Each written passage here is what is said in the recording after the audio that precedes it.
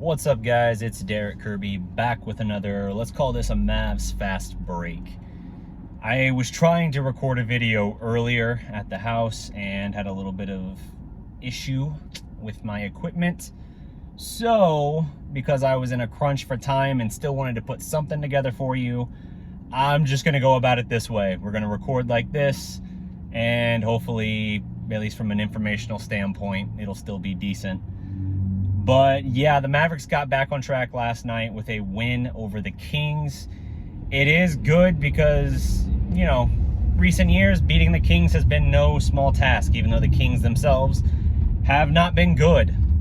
So it's good that Dallas got back on track after getting just thumped against the Nuggets the previous game. I still have some issues with how the team is kind of going about things. I still think there are some major glaring flaws. The fact of the matter is their wins, all four of them, have come against lottery teams, and their two playoff teams they faced kicked the tar out of them. You can spin that any way you want it, but at the end of the day, it's going to look pretty ugly. And that's the reality of the situation. Now, a bit of good news here is that for once, the Mavericks did start pretty quick in this game. I know they started quick in the Atlanta game before immediately cooling off. They started quick against the Kings, built up a nice lead there in the early minutes, but Sacramento hung around and they got into a little bit of a slugfest. You still have some issues as far as your collective scoring. You have a lot of guys right now that are kind of making the situation look worse by the fact that key guys that you need to shoot well and who have for their career shot well are not shooting well right now. Luka is still not shooting threes well. I think at this point it's kind of fair to say he'll round into form. He always does. But I am very surprised at how slow of a start by his standard he's having this year. I really thought coming in on the heels of the Olympic run with Slovenia that he was going to be more dialed in and in gear, and that just does not appear to be the case. That's frustrating.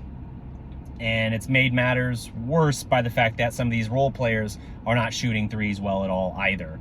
Hardaway had a couple scorchers, and then he had a couple duds. You have, like, Dorian Finney-Smith hasn't shot the ball well. Maxi Kleber defensively looks back to normal, so that's really good. But you just have a lot of guys not playing up to snuff right now. And between the small sample size of, like, 6 games at this point and those slow starts, everything looks really bad. Your efficiency as an offense will look better if you can just make some 3-point shots. If you can knock down some of those open looks that Luka feeds you, everything will look and flow better. But there is still some concern there. Even Reggie Bullock, who's, you know, I think he should be starting. He's gotten, I think, 1 start on the year so far. Hasn't had the impact consistently of what I expect. You've seen the high water mark. Obviously, the win in Toronto, I think it was, he had 17 minutes, 16 points. That's awesome. Awesome. He's the right type of player to blend with what they have and what they're trying to do. But some of these other guys, there's a problem. Dwight Powell being a starter at this point, I don't care what the Leadership Council voice support of. I think the way they're using him and what they're getting out of him does not at all justify him in that role. And maybe they're just trying to be patient with it to see if he kind of adapts and gets things going. But it's been kind of oof with him out there at times. Oof as in like cringe, like, oh, not good. That sort of feel for Dwight Powell early in the year. And, you know, it just makes things harder on the offense. If they can get the 3-point shooting going a little bit, including Luka, and they can figure out what the heck to do with their big men situation. Like Maxey, defensively, it looks, I'd say, pretty much back to form, and that's good. That's essential. I'd still like to see more minutes from Moses Brown. He's still been pretty inconsistent. You see these just brief little flashes and flickers of what he can do, and then he kind of goes dormant for a while. And that's kind of in line with what I've been saying about him all along. I'd like to see more just to see, like, is it really just a flash and flicker, or are you just trying to minimize him to these small doses every so often so that he is motivated to make an impact one way or the other when he's out there? I don't know. But Dallas, nevertheless, gets a big win on Halloween, gets back in the win column. They are, I think, now 9-3 when playing on Halloween Day. Make of that whatever matters. It really doesn't matter anything, but that's the obscure stat before the game. And one guy as well, Frank Nilikina, is absolutely looking like a worthwhile acquisition right now. He is playing kind of and performing in the role I think they thought Sterling Brown would fill, and Sterling Brown is one of those guys who has not figured it out yet. But Nilikina is really having a positive impact.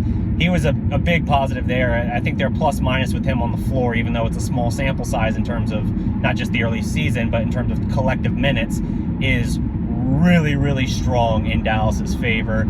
I think they absolutely should look at least for the short term, to see, kind of feel it out and see how much bigger of an impact it can be until you see what it is.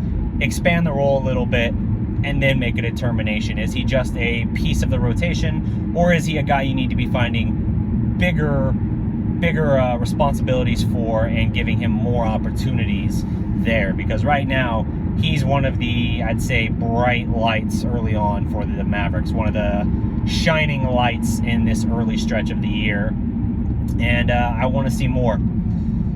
So yeah, I'll say this too. I know Buddy Hield is, he's a defensive liability. I understand that.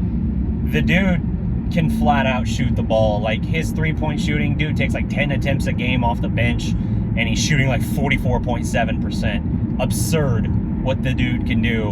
And I know some people were saying, like, with the Mavericks, like, I wouldn't even look at it just because you already got Hardaway, and now you've re-signed Hardaway, so why would you go do more, give up more to get Buddy Hield when you've already kind of got that? I get that, but at the same time, I can't fathom how good of a weapon that would be for Luka Doncic to have at his disposal. A guy who off the bench can hoist that many threes and shoot at that kind of clip. That is such a weapon, especially for this team to have. And, Hardaway, he's a competent defender. He's not a great defender by any means. He's not a defensive sieve, but he's not a great defender.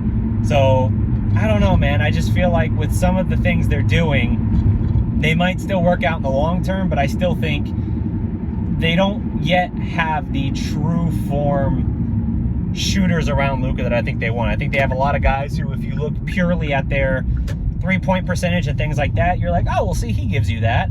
But it's like, yeah, but like Maxi's taking what, 3 threes in a game? Yeah, it's great he shoots 40%, but he's shooting 3 threes a game.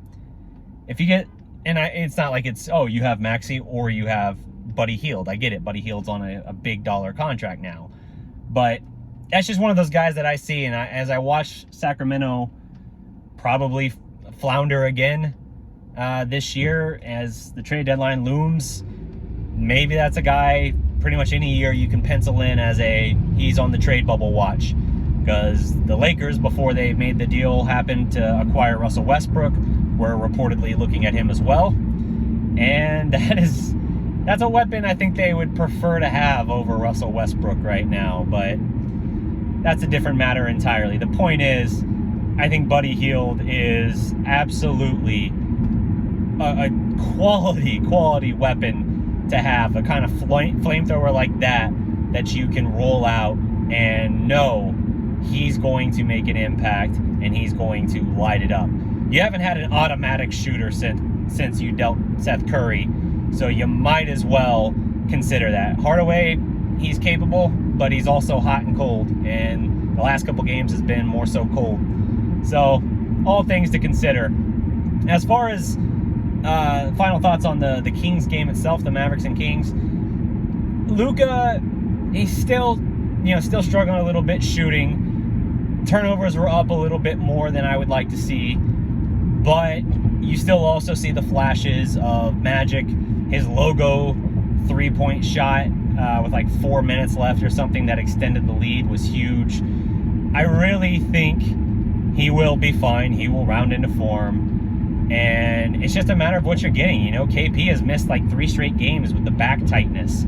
That is At this point, patience is so thin, how far it's worn. I don't know.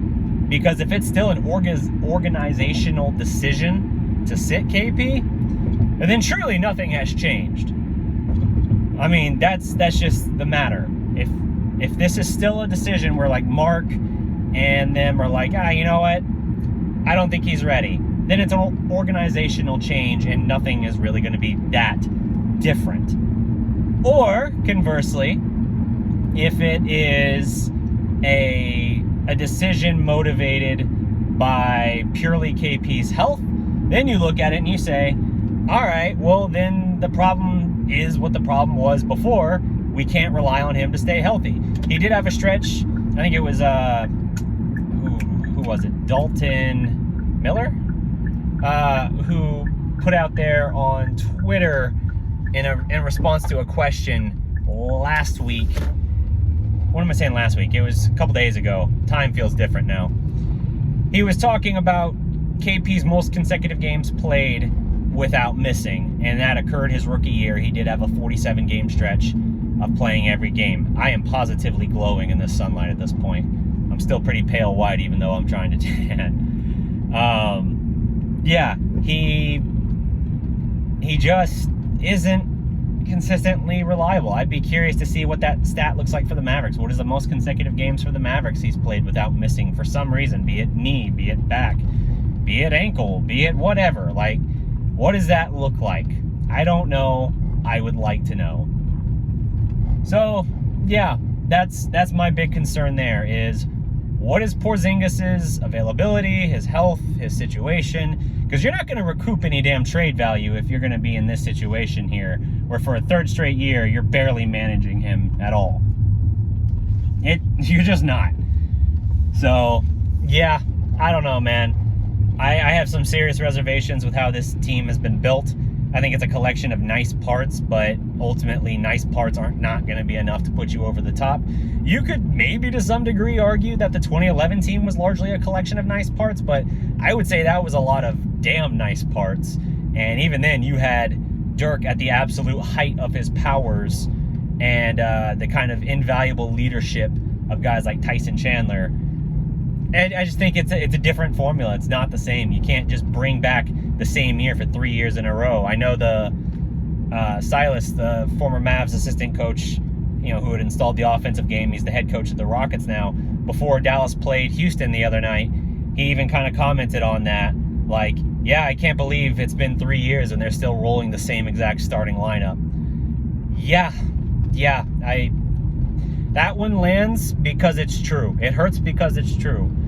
For a team that has had so little success, the fact that they are rolling out pretty much the same exact starting five for 3 years is problematic, I would say. I think this team is still a middle of the pack in the West team, but I think a lot of that is largely just the greatness of Luka once he gets into form, being what he is. And I think you have just enough around him. You can be a middle of the pack team, but if you want to have any idea of even entertaining becoming a contender, that's not it, man. If your insurance plan to take that next step is Porzingis has to become bubble KP and sustain it for a large part of the year, if not the whole season, that's not good roster building. That's blowing out the candles on top of the cake and hoping it actually comes true in real life. That's not good enough. That's not going to get the job done. So, yeah, I don't know how to feel about the Mavericks early on. It's largely a mixed bag. I can find positives. I can find negatives. I can tell you that for both of those sides, that the small sample size kind of skews it, and it's hard to really get a firm, appropriate read because of that. But I can also tell you that some of these problems aren't new. New regime or not, as far as the coaching staff and general manager, front office, whatever, it's not new. Some of these problems, down to roster building, date back 2-3 years. But I guess for whatever it's worth, people wanting Indiana, they were like, what, 1-5, 1-6? It's not going so great for Carlisle and them either. So, I don't know, man. But that's all the time I got for this video. I'm about to pick up my daughter. be on the lookout. I'm going to get some more content out later this week.